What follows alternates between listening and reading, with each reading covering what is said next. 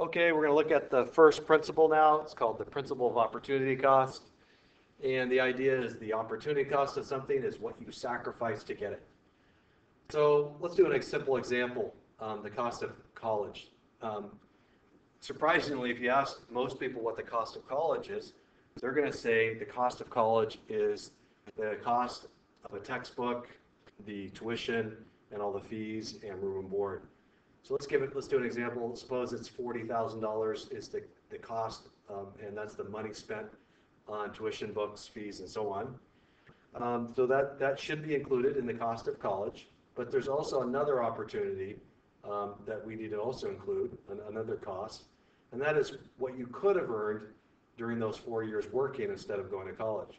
So let's suppose it cost you, you could have earned $80,000 working instead of going to college.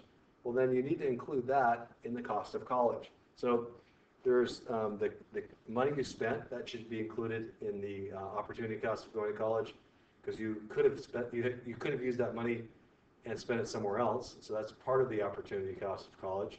But another opportunity cost of college that a lot of people don't factor in is what you could have earned if you hadn't spent time sitting in class, studying, and doing other college activities. So you need to sum up both the costs, the explicit costs of the $40,000 for tuition, books, and fees, and the implicit costs, the $80,000 that you could have earned to total up your total economic cost of going to college.